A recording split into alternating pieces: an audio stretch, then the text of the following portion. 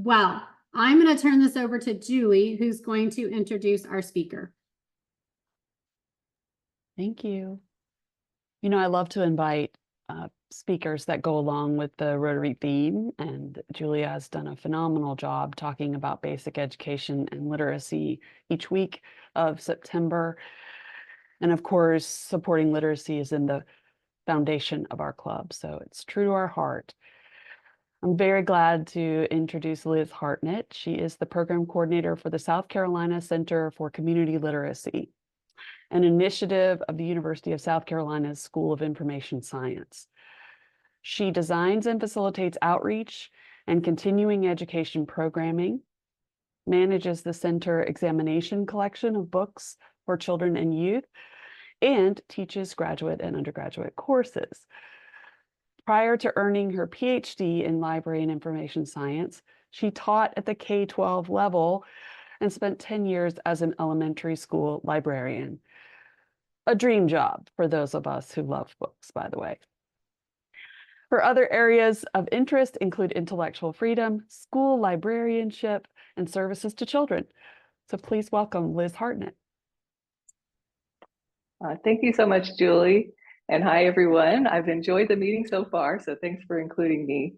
As Julie mentioned, my background is in K-12 education, and it is true that being the school librarian is the best job in the school, for sure, because you get to know all the kids, but you can send them back to class when when you're tired of it. It's like being a grandparent in a way. You enjoy that when they're there, but it's always nice to send them back to mom, I think. So anyway, I really enjoyed that, but I wanted to, explore the field a little more in depth. So came here to do a doctorate and just stayed because I love the campus atmosphere and all the learning that goes on here, and all the people that I work with are so interesting. So I'm happy to be here, and I appreciate the invitation. I'm glad to be able to join you today. So I thought I'd talk a little bit about like the state of literacy in South Carolina, particularly early literacy, which is so important, and the barriers that kids are facing and families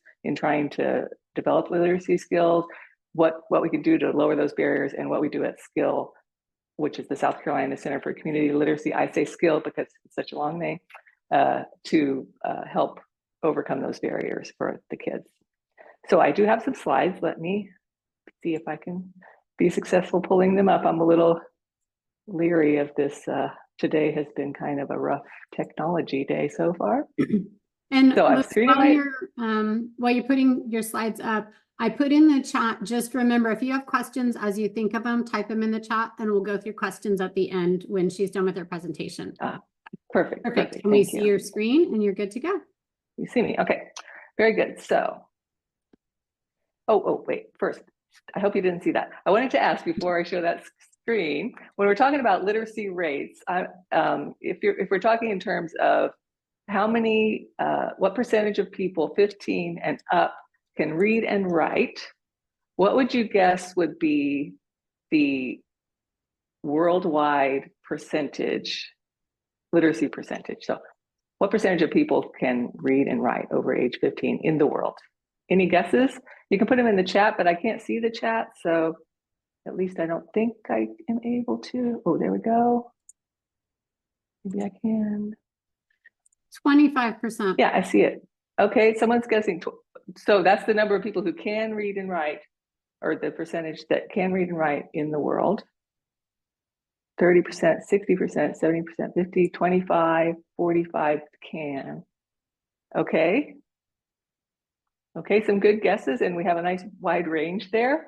All of them are too low, and it's always surprising. It's surprising to me that our information from World Population Review, which is a pretty very reliable source, says that worldwide 86% of people are literate. And then you see below there, the United States is a little actually below the average at 81%. And South Carolina is even a little bit below the US average. So that's not too surprising to me that, some states are, somebody's got to be average, and we're just a little bit below the national average. It's interesting that more than 20 countries report a literacy rate of 100%. And most of those are small countries. I know Cuba and Barbados have been at 100% for a while, and then there's some Eastern European countries that are. So I think, the smaller population, it's easier to reach everyone and be consistent with your instruction and all that. So kind of interesting. Also, I think it's encouraging to see when you break it down by age group, the youngest age group, 15 to 24, has the highest literacy rate. So I think that shows that we're making progress. I like to see it that way anyway. So talking about age 15 to 24, or ages 15 and above, but what about kids? We're talking about kids in South Carolina. More than a third of the students in fourth grade scored below basic in the NAEP, which is the National Assessment of Educational Progress, in 2022. That's a test that is given every year to fourth and eighth graders across the country. So you can kind of compare your state and your district to everyone else, basically. So that's not a great number, and it puts us right at average for the scores nationwide. So we're like number 25 out of the states in that reading score. And one thing that has a huge impact on reading proficiency is poverty. So, and it's not surprising when you look at the poverty figures to the right, that our poverty rate for children living in poverty is 19%, while the national average is 16%, so slightly more higher than average. And when you break that down by race, you can see that the statistics are very unfavorable to Black and Brown children, who tend to be more likely to be living in poverty, which is also reflected in their reading scores. If you look at Black and Brown children's reading scores, they tend to be about 13% lower than white kids overall on average. So there's a lot of barriers that are being dealt with by these children. Let's see. So we talked about the poverty rate, and definitely there are lots of reasons why poverty has an impact on learning. It has an impact on, or it adversely affects nutrition. So kids from low-income families may be less likely to have enough healthy food, which makes them tired, makes them harder to focus at school. So it has a bad adverse effect on their learning. Poverty can affect attendance, because there may not be reliable transportation. Kids may be, due to the poor nutrition, they may have to stay home sick more often. Oftentimes, poor families have to move frequently. I know when I was working in elementary school, there were kids in and out of the school all the time, and that's very disruptive to their education, to move 2 or 3 times during the school year. Sometimes we'd have a child move and be gone for a couple months, and then they'd be back, and it's a whole big process getting them integrated into the school, and, finding out where they are in their studies, and, getting them up to speed again. So it's very, very detrimental to learning to have all that moving around and poor attendance. And then access to print is super important. High quality books that are age appropriate, access to those at home or at school or wherever is really important. And if you're low income, you're much less likely to have high quality, age appropriate books in the home. In fact, I've read that I think it's 2/3 of low income families have no children's books in the home. So that's a problem. Another thing that we found is that kids need to have their reading skills developed, and they need to be proficient readers by 3rd grade, or they're at much higher risk for a lot of poor outcomes, like difficulty in their schoolwork all the way through. They're less likely to graduate from high school on time, and even their lifetime income is going to be lower if they are not proficient by third grade. So we saw in that slide earlier that students scoring below basic on the reading proficiency exam, they're at a big disadvantage because those are fourth graders. So they're already past that third grade window where we really need to be reading strong readers, because starting in fourth grade, instead of, they don't take time in school to learn to read, they don't learn about how to decode text or what sounds the letters make or how words go together. They are reading books to get the content that they're supposed to learn for class. So their social studies books and history books can be fairly text heavy, and if they're not proficient readers, then they're not going to absorb that content, and it just affects everything about their schooling. And that's an even stronger indicator than poverty. So some things that we can do and that people do, have more books in the home. That's super important. Public library services can help with this access to books, of course. They provide not only the opportunity to check out books and take them home, but also just to celebrate books at the library and with story times and after school activities, things like that help kids develop a love of reading and interest in books.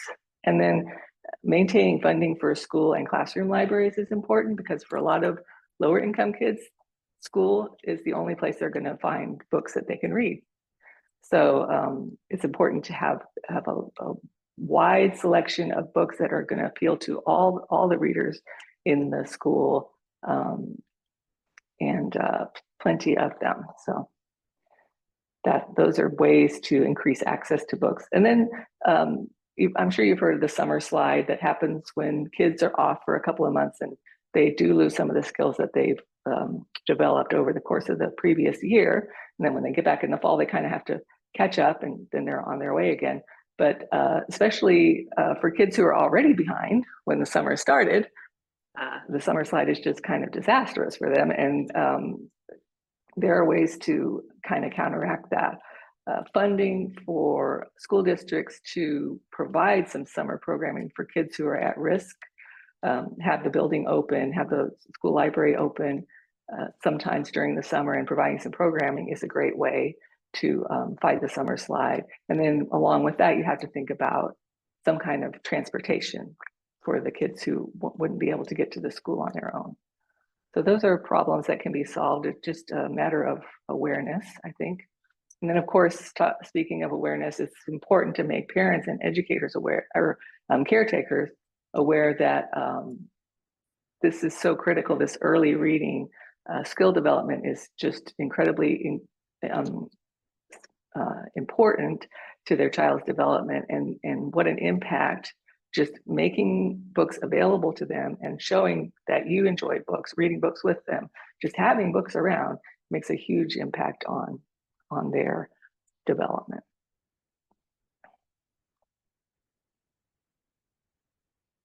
And was that question for me, Kenneth? How do smartphones improve Liz, literacy? we'll go through Okay. questions at the end. So they just put it in very there good. so that we don't forget them. Perfect. Okay, I will ignore the chat. Thank you. Ignore the chat. Okay. So some of the things that we do at Skill, I'll tell you a little bit about what we do. We kind of attack early literacy or promote it from two different angles. We work directly with children, but we also have workshops for librarians and educators and other people who work with kids. They do have a huge impact on, of course, how kids develop their reading skills. And on the left, the picture on the left there is one of our public library staff groups. We have a program for them, and part of that is to help them with doing better at providing story times and programming for after school, preschool and after school programs, because they make such a big contribution to skill development and help get them ready for kindergarten. The preschool age kids can learn all about books, like the mechanics of books, because kids aren't born knowing that this is the front of the book and this is the back of the book, and you turn the pages to see what's next, and the marks on those pages mean words. and the stories go along, their pictures go along with the story. So those are important things for kids to know. And if they know them when they're getting into school, they're at an advantage. They also learn about things like self-regulation during story time, right? Which is so important for success in kindergarten. So self-regulation being like, I can sit still with my hands and to keep my hands to myself. I don't yell out while the book is being read, or things like that. Just behavior in a group is important to learn before you can get to school if you can. And then on the right is a workshop at our center.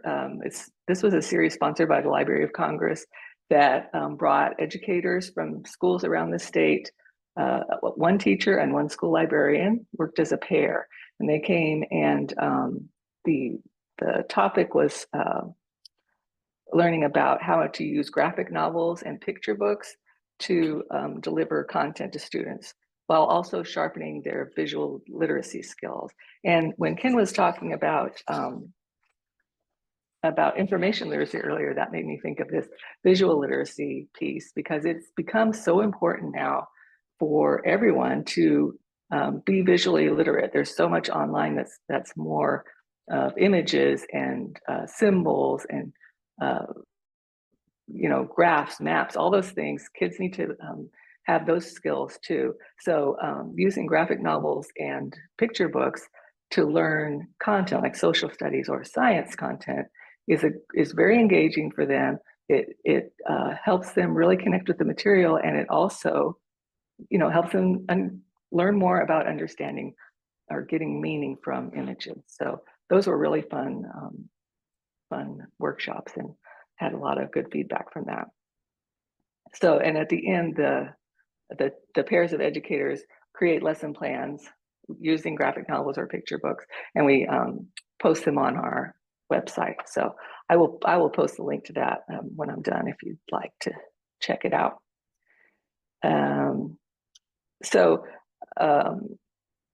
Visual literacy is so important to early literacy, like learning to read, because pictures add to what the text is saying. And they also provide clues to help the kids decode unfamiliar words. So if you have a book and there's a picture of a kid eating an orange popsicle, and there are words on the other page, and maybe the reader doesn't know how to read the word orange or popsicle, but if they see that picture and they see a word over here that starts with OR, they can probably work that out. If they want to, they can work it out and figure that that's orange popsicle that they're seeing in the text, which is so empowering to them, because they have solved that problem on their own, and it gives them the confidence to go on and know that they can, if they apply themselves, they can figure out what those words say, especially if they have the help of some images to go along. So then, so that's a little about what we do at Skill with the adults. And then our outreach to kids is mostly built around Cocky's Reading Express, which we call CRE. And CRE addresses some of the issues I've been discussing. We know it's critical to build the reading skills by third grade. So CRE programs target kids from kindergarten to second grade. And since poverty inhibits skill development, our programs are held at Title I schools, which are schools with predominantly low-income students. And all the kids leave our CRE programs with a new book to take home and keep. So that helps increase access to print, which we know is super important. So here's a little more information about CRE. We've been to every county in the state at least once. They give away books at each program, and so far have given away over 160,000 books to school children around the state. Yeah, and we're about to celebrate our 20th year. It was established in 2005. Let's see what else. So our goal with CRE is to foster a love of reading and increase access to high-level books, high-interest books. The story times are really high energy. They have read-alouds, they sing, they dance. Cocky comes and acts out the books. And at the end, the students do the cocky promise, promising that they'll read for 15 minutes every day. And then they get to self-select a giveaway book that they can take home and keep. And it's so important to let them select their book themselves, because A, it makes them feel like they've got some control over it, and we care about what they like or what they don't like. And B, you know, they can find a book that they can connect with, that really appeals to them, that they're very interested in. It's exciting, or it's funny, or it has great pictures, and they're going to take it home and they're going to read it over and over again. You know, maybe they have that one book at home, but if it's a great book, they're going to keep reading. And so that's our goal with letting them select their own. And these are just some pictures from a couple of schools that we visited last year. You can see on the top left in the yellow pants, that's our coordinator, Margaret Cook, who's just a live wire. She is on maternity leave right now, or I would have had her do this because she can really tell you about Cocky's Reading Express. But here she did write a little bit of a description of a CRE program for you that I'll share with you. She describes it this way: Cocky brings the spectacle to our programs, but it's our college volunteers that bring the heart. And don't tell Cocky this, but I think they're the real stars of our program. She goes on to say, I typically bring around 10 to 15 volunteers to each school. We begin every program as a group with all the students running around with me. Each student tells the kids their name, their major, and what they want to be when they grow up. And every time you hear one of our USC students announce their future careers, the kids just throw their heads back and scream and clap. Our students are glowing. The students we serve gain an awareness of higher education and the world beyond their classroom doors. From that moment on, our volunteers are always on. They read books. They sit in the audience laughing with the kids, and then they're the ones that help each child select a book. So they're a lot of fun. It's good. It's great for our volunteers. It's great for the students there, and it's great for our relationship with the schools. So very, very fun time. They all come on a bus and just descend on the school, and particularly, as I said, targeting the K through second grade crews. Okay. Don't want to miss anything. Okay, next, we recently launched a new initiative called the Adopt a School program, and this is with Little Free Libraries, which we were talking about earlier. It's in partnership with Little Free Libraries, and it's a way to get good books into the hands of kids is to have a fully loaded and stocked Little Free Library at their school. So that's what this program does. We partner USC student groups, local businesses, and some individual donors with a Title I school for a year of literacy service. And we focus on schools that are in book deserts. So we determine, that can happen because of poverty in the area or lack of transportation, for whatever reason, it's difficult to access books in those neighborhoods. So we target book deserts. As I mentioned earlier, it's really critical to have books in the home for students to read. So students, parents, whoever at the school can come in and get free books to take home and keep, or read and bring back, whatever they prefer. So in the Adopt a School program, the schools receive our CRE program, so a visit with Cocky's Reading Express, plus a Little Free Library on site. And then the partners pledge to stock the libraries for 1 year. And we're just trying to make literacy a community effort and help facilitate relationships that extend beyond our CRE program. So we go there for 1 day, but these relationships with the Adopt a School donors, are ongoing. And a great example of that is this partnership with the African American Student Association at USC with Hyde Park Elementary School.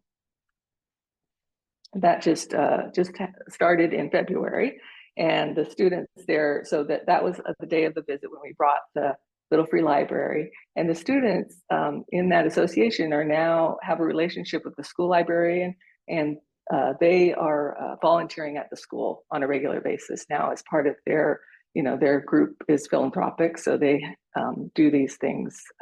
They want activities like this that are good for the community. So they volunteer at the school, and it's just powerful, we think, to have them, college students coming and being invested in the literacy of these kind of vulnerable young learners. And they're such great role models for the kids there. So good for everybody. Another Little Free Library this year was sponsored by the Truex Chemistry Lab here on campus, and they are partnering with CRE to provide school after school chemistry programs for the Greater Waverly Foundation here in Columbia. It's a nonprofit that does after school programs and summer programming for underprivileged kids. So these are scientists, and we are not scientists, but we do know books. And so coffee will come, and there'll be a story time, science related story time, and then they're going to go on and do I guess they're going to do experiments and things. I don't even know for sure, but that's all planned. And Dr. Truex has written us into his next grant proposal, which the title is there, synthetic. I can't see the whole thing because of but synthetic protein switches for blah, blah, blah, folding code. I don't know what a folding code is, but anyway, we're on that grant. So our part will be, getting the kids engaged and bringing everyone together to enjoy some stories and helping stock the Little Free Library there. So beyond that, moving forward, we have a full semester of CRE visits scheduled. Most of our CRE stuff is funded by grants and gifts. This fall is being funded by Dominion Energy. We've also worked with Boeing and some smaller donors because it's not free to do these things, of course. And the Little Free Library project just started this year, just in 2024. After the fall, we'll have installed 8 Little Free Libraries. And our goal going forward, starting in 2025, is to do 15 a year. That's the deal we have with Little Free Library. So I think that's ambitious, but I think we can do it. We've kind of got the kinks worked out now, so we can, we're a little smoother at getting that done. And 2025 is our 20-year anniversary. So we're going to try a crowdfunding campaign with a goal of $100,000, which would be enough to buy 20,000 books for 20 years and to finance the travel to take them around to kids around the state. So that's just a look at the state of literacy, a quick look, and what we can do to help people overcome the barriers to early learning. And I appreciate the invitation. I enjoyed being with you today, and I'm happy to answer questions. Awesome, Liz. Well, that was a great presentation and a great summary of things. And so we have several questions in the chat, which I'll kind of run through. But before we get off of the last topic of the Little Free Library, when you say that you have 8 Little Free Libraries, do you help pick the books that are going into the libraries? Like you have a sponsor, they're sponsoring it, but you're guiding them on the books they're putting in it? That's a great question. And I know that we initially fill the library when it's installed, and funding wise, the sponsor is responsible for keeping it full the rest of the year. And I do not know I think that CRE plays a part in selecting the books, and the sponsor just helps pay for them. Like we order a batch of books and they provide the money, but I haven't done that. I haven't been involved in that. So that would be a question for Margaret, and I'll be glad to ask her and let you all know that. Okay. All right. Perfect. Because that is one of the things that, if you just get a sponsor, and then we want to be sure the books are appropriate for where they're going. Absolutely. So, yeah. So some of it, go ahead. I assume that Margaret has input on what books go into the Little Free Libraries, but I do want to double check that. Okay, perfect. Yeah.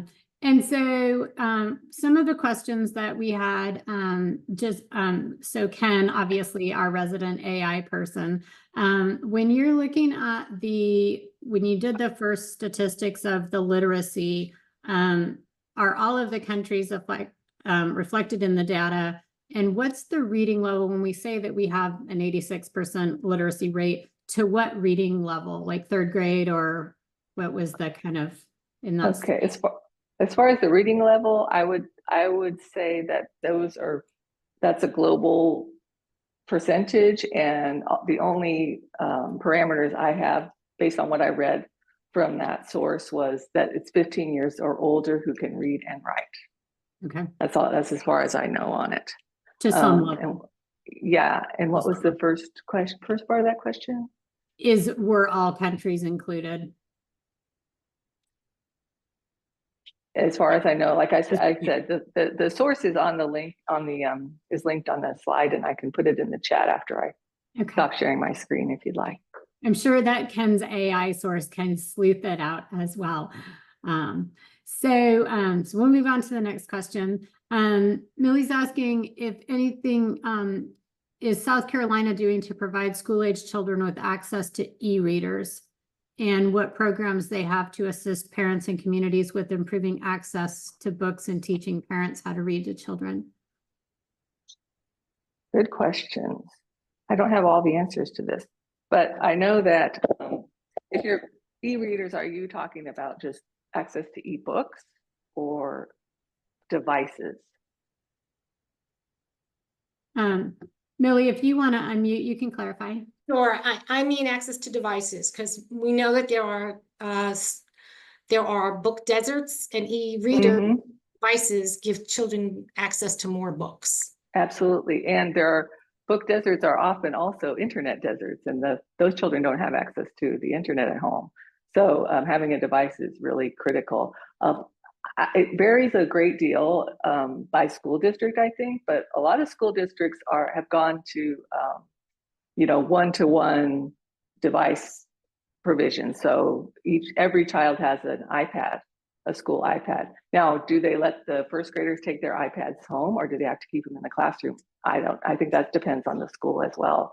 But especially with COVID, I think there was more funding available, and it was more important to provide devices to children who did not have them at home or had no access to that for at-home instruction, but also just to, as you say, be able to read and use the device that way. So that's kind of, I don't really have, it's just, there's such a variation depending on where you are. Yeah. And then the second part of that is there something that South Carolina is doing actively to help with parents with helping children to read at home, or engaging the parents in the reading? I don't have anything from the South Carolina Department of Ed. I don't know that, but I know that school librarians do outreach to parents and provide assistance with, provide some training with helping your child learn to read. Public libraries also. I don't have a specific program that I can name off the top of my head, but I can look. Thanks. Okay. Here's one of Ken's AI questions about library science. So how much do you feel like AI is being adopted for use with how the libraries are functioning? Or do you see that in the schools? Well, definitely I can say how it's affecting us at the university is we're, we are saying it's here, everybody's got it if who wants it. As Ken was saying, you can whip up a great essay or dissertation practically with AI if you want to. So what we're trying to do is recognize it and try to use it as a tool for instruction rather than the enemy, make it our friend. And that requires us to kind of shift our assignments a little bit so that if they have to have something beyond what they pull from AI, they have to provide some sort of interpretation or personal reflection on what they're describing in their writing. So so they're putting some thought into it. I mean, AI is a great tool for a lot of things, and we don't want them to not know how to use it, because it's part of just being, you know, savvy these days is being able to use AI. So, but we don't want them to just throw us an AI bone for every, if we say write this essay or give a report on this topic, and they send us AI, they've not learned anything except maybe how to use AI a little better. But we want them to learn the content, of course. So that has been a challenge. And you know, we have our school has like a AI policy that we put into our syllabus, so people know you know, what our approach is, and students know what our expectations are as far as AI. I'm on a judicial council for the university, where if there's any like academic, if anyone breaks our code of conduct for academic activities, you know, cheating or anything like that, it comes to this sort of a judicial council, and we hear and decide if, you know, what the students, what the I can't think of the word, I'm sorry, what should happen because the student did not write this themselves. So that I just saw the first AI case came up this past month, where the student was using AI in a way that was not allowed by the instructor. And you've got to be clear at the beginning, you know, this is how you can use AI, and this is how you cannot use AI in this course, you know, because they'll use it, they will use it. So I think it does, yeah, provide a whole nother challenge, both to educators and to the whole test taking thing. So we're quickly running out of time. So I'm gonna have you stop sharing your screen, and then if you could just, one more question that kind of came up with the graphic novels. Do you see that as, it's a great way to start engaging younger people? Do you see there being a difficulty in the transition from kids liking that graphic novel to trying to get them to transition to reading a book without pictures? Like, has that been a challenge, or more once they're up to reading, you feel that will come? I don't see that as a challenge in like the upper grades, because the text in graphic novels often isn't just always wow, boom, crash, you know, those kind of things. There's some text to read in graphic novels too. And, you know, we don't see that happening with transitioning from picture books. Kids have picture books, and they can't wait to get to the chapter books, you know, they want to go on. So I haven't seen that. And I really think graphic novels are a really valuable way to engage kids who aren't that excited about reading, who are intimidated by a whole page of text. Kids who are learning English can really benefit from graphic novels, because you've got the images that go right along with the words. So it's much easier to try to figure out what do these words mean in English, you know, if you're not an English speaker. So they're really valuable. Yeah, awesome. Well, thank you. I am going to share my screen. It comes up again. So do you guys see my screen? Okay. Yeah. So Liz, one of the things that we do to thank our speaker, and we do this every week, although it's very fitting for you, is we donate a book to a little free library. And so this week, the book that's been selected for you is Chicka Chicka Boom Boom. And rhyming books are a great way to build young children's reading skills. In this lively alphabet rhyme, all the letters of the alphabet race each other up the coconut tree. And so, will there be enough room? Oh no, Chicka Chicka Boom Boom. And so this is given in your honor, and thank you for speaking at our club.